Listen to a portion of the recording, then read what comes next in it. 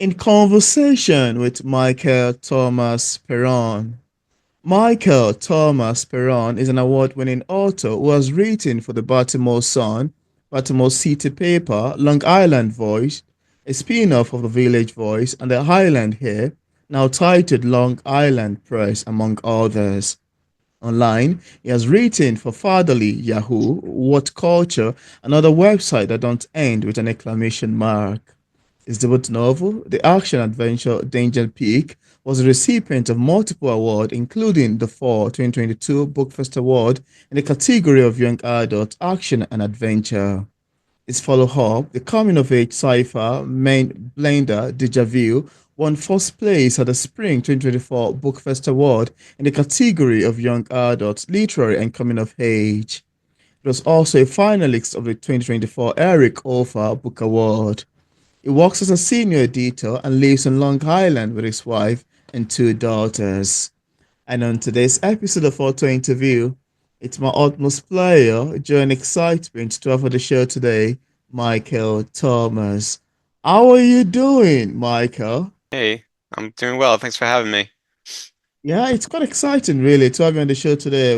When I did some nice research on your works, I find it to be quite very fascinating, and I'm excited we are here to talk about them. Thank you so much for coming on. Sure. You're welcome. Yeah, yeah. So, Mike, I need to say that I am impressed by your bodies of amazing literature works, and I would like us to start today's conversation with your action and adventure fiction titled Danger Peak. Could you tell us about how the book came to be? What inspired you to write Danger Peak? Yeah, so for those who don't know, Danger Peak is about a brave 13-year-old boy who wants to climb and defeat a supernatural mountain that killed his older brother the year before. So in Wow. order to do that, he decides to build a superpowered motorbike with the help of his three best friends and their eccentric technology teacher who doesn't realize he's helping them. He's kind of the quasi-villain of the book. And the Mm, hook of the book is what's on top of Danger Peak? There's something special at the top of the mountain, but to find out what it is, you have to read the book. So that's my 15-second pitch. Um, oh, as for how I came up with the idea for the story, the book was based on three main sources of inspiration. First was the old school 8-bit Nintendo game called Excite Bike. That was before your time, but it was one of those programmable games where you have to construct a little obstacle course for your motorcycle man. And one day wow. when I was a kid, I created a giant ramp that looked like a mountain. And as the motorcycle man was going up that mountain, thought to myself, well, that's an interesting image. And I wondered what would be on top of that mountain. And that was the genesis of the idea. In fact, if you look at the cover of my book, you could see that image of the motorcycle man going up the mountain. So, Yeah. that's where I got that idea. Second source of inspiration was based on the adventures, or I should say the misadventures I had with my two best friends growing up, riding our bikes around town. We didn't ride motorbikes, we just regular bicycles, or treater. We did ride a moped once. I don't think that counts, but yeah. So that was the second source of inspiration. We didn't get into the fantastical, adventures that my kids do in Danger Peak, but we got in trouble every once in a while. That Danger Peak is reconcile the tragedy at the center of it. That's quite amazing to know, really. I love your take on that. That's quite beautiful. I mean, that to me, it's an amazing way into becoming a writer. It's a lovely introduction to becoming an author. I like the storyline you've mentioned, how the book came to be, the inspiration behind Danger Peak, and even for you to come up with that title for a book cover, I think it's quite exceptional. And I'd like you to show the book to the camera just so it's what it looks like before I move to the next book, Danger Peak. Let's see what it looks like. Okay, I think there you that's go. like a that's an award in front of it. That's an award emblem in front of it. Book first. Actually Danger Peak wasn't the original title. The original title was Excite Bike. Like I said, the title was copyrighted, so I couldn't use that title. So then I was going to call it Action Bike, but I was talking to an agent. He said that's too masculine. You're going to turn off half your audience. It sounds like too much like motors and engines. He didn't like that title, Okay, so I good. suggested Danger Peak, and he said that that's a better title. So I went with Danger Peak.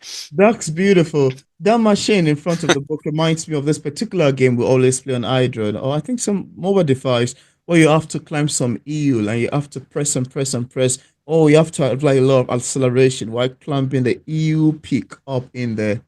That's quite beautiful to know, Oh really. yeah, okay, That's quite amazing to know. And I love the title name as well. Thank you for sharing. sure. Yeah. And you You're also have welcome. another book in the name of Deja Vu. For readers who haven't read that yet, and without giving much information away, could we have a sneak of what you'd expect in terms of themes and subject lines, picking up Deja Vu? Yeah, so again, for those who don't know, Deja Vu is about a 12-year-old boy named Bobby who doesn't want to grow up. All his life, he's relied on the imaginary games of his childhood with his two best friends. Wow. And then he graduates elementary school, goes to junior high.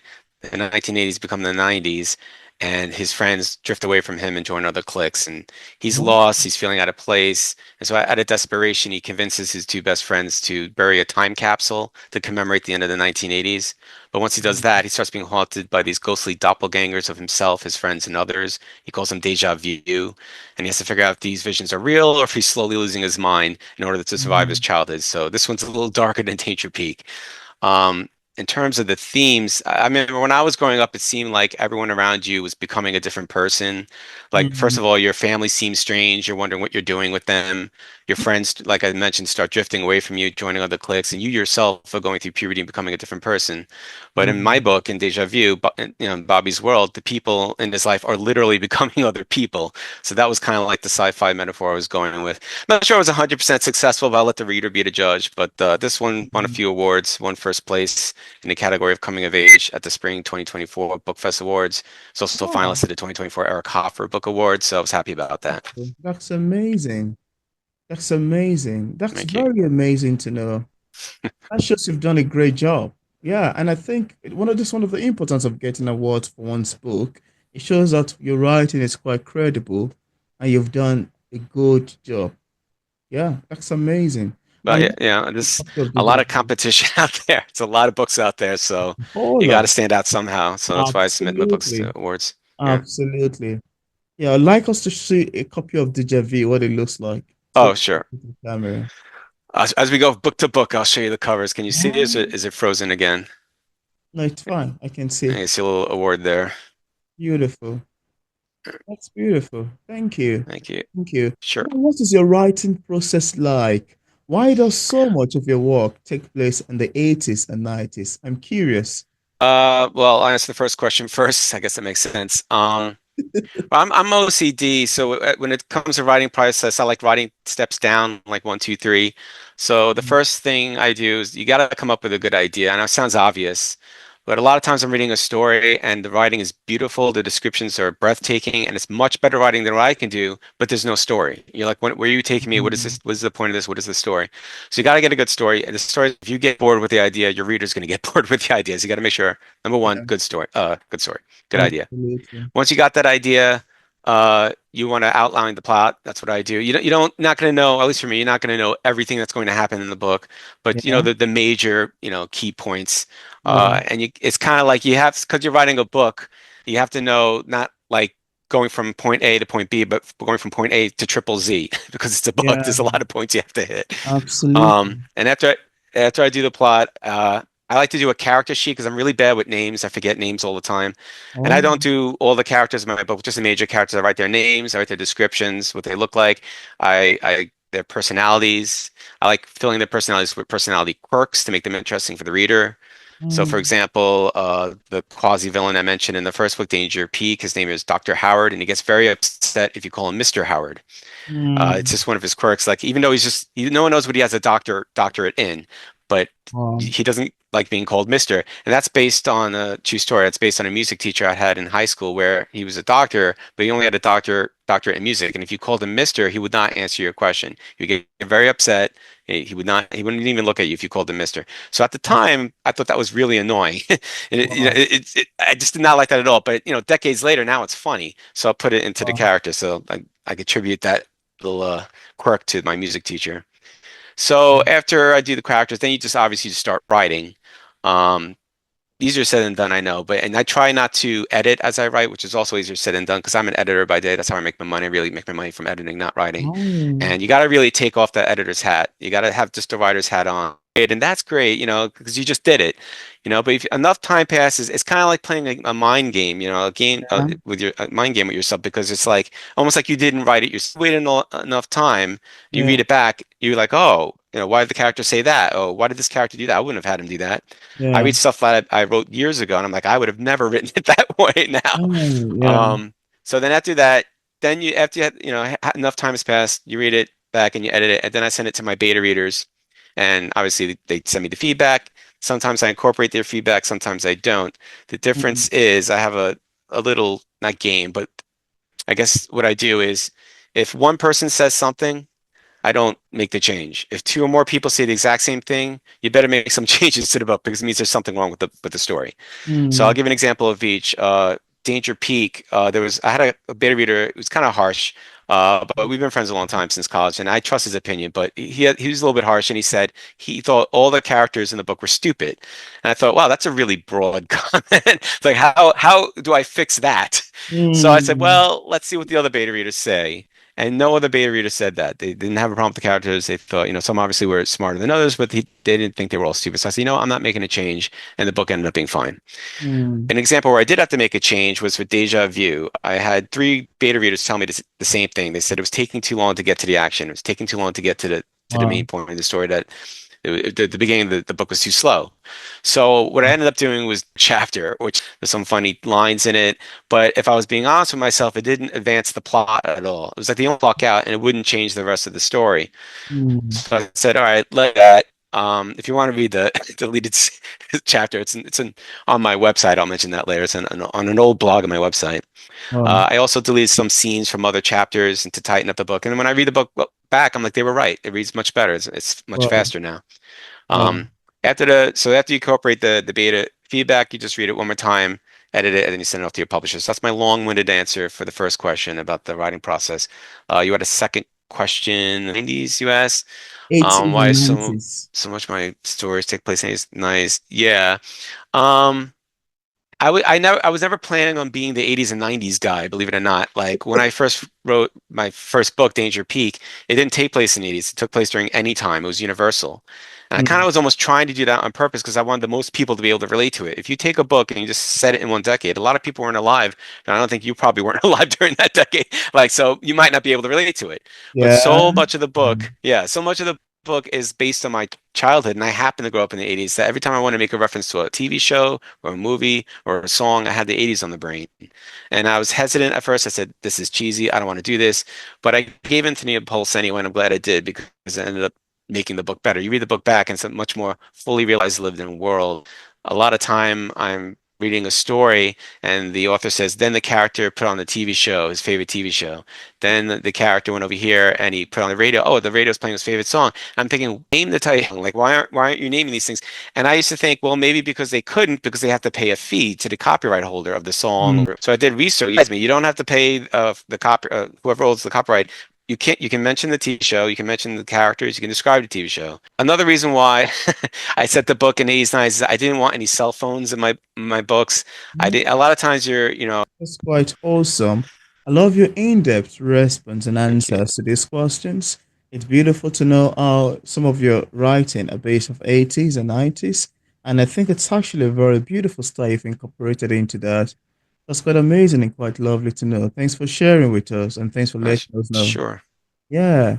Now I know we've touched a bit about this already, but then I still Mhm. want to ask you in the questions as inspiration and answers.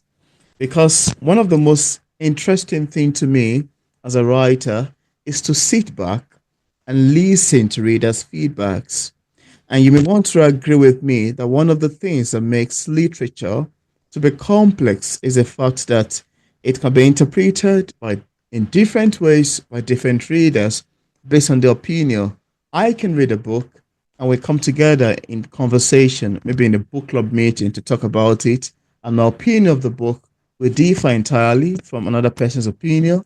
We differ entirely from the third person opinion, from the fourth person, and on and on and on and on. We keep interpreting the works with our own perception, our own point of view, our own opinion. And sometimes the readers might get the message intended by the author. Sometimes the readers might not get the message. Sometimes they might be far from getting the message. They might be close to getting the message. And sometimes they might just hilariously misunderstand the message and interpret it upside down, you know. And as interestingly fun as they sound, I would like to ask you, how do you feel when readers interpret your works differently than you intended? How does that make you feel?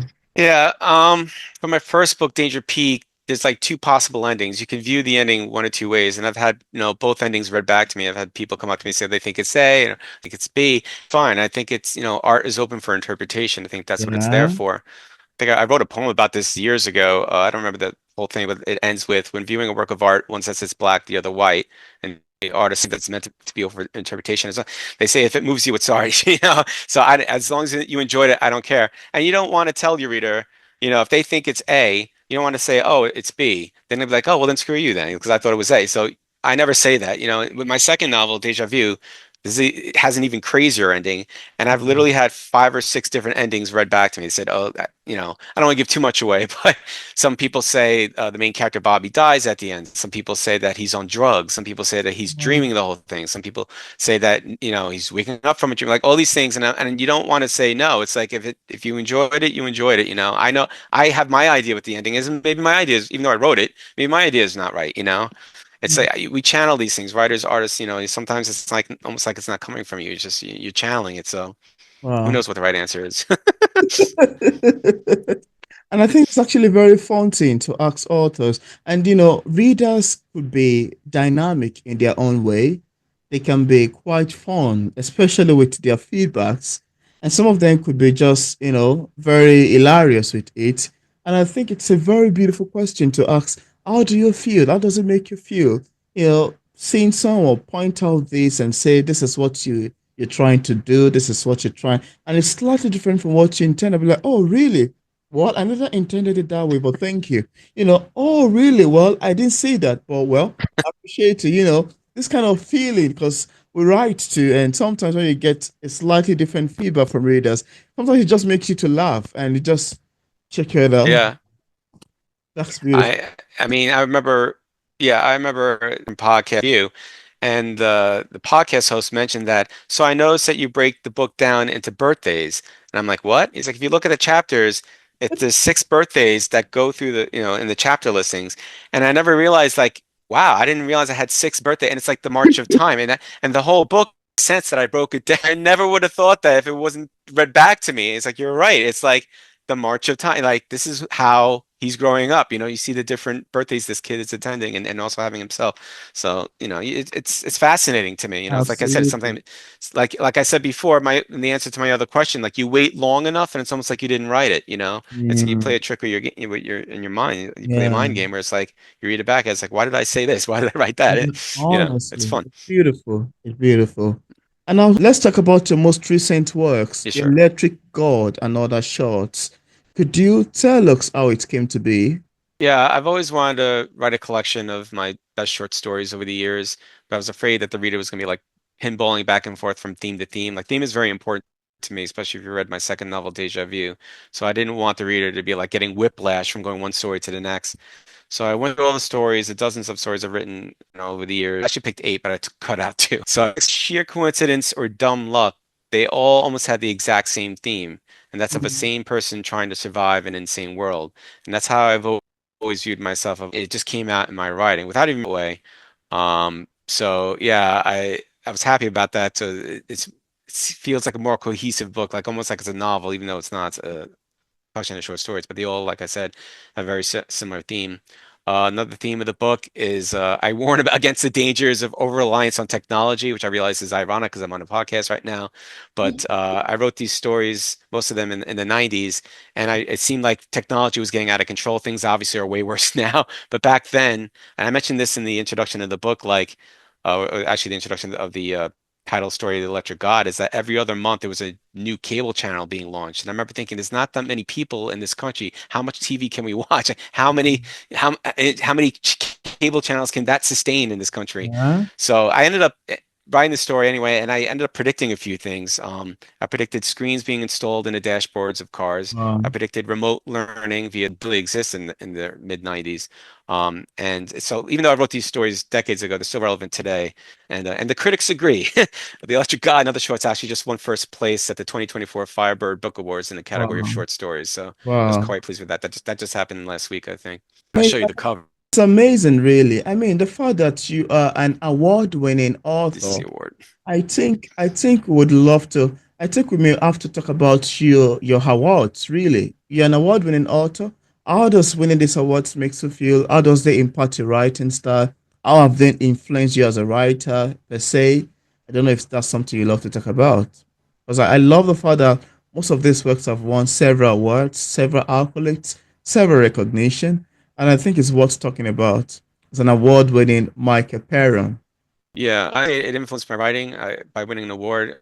It's obviously write books to win awards, but it's comforting to know that you're not wasting your time. Like I said, there's so much competition out there. Was there 1,000 new books on Amazon every day? It's like you Yeah, have to stand out somehow, and it just make me realize that I'm not wasting my time. There's someone that outside me, a judging panel that doesn't know me, has nothing to do with me, never yeah. met me before. That said, this is actually a good book. This book is actually worth reading, Hmm. and I think that's helpful for the consumer and the reader out there. Absolutely.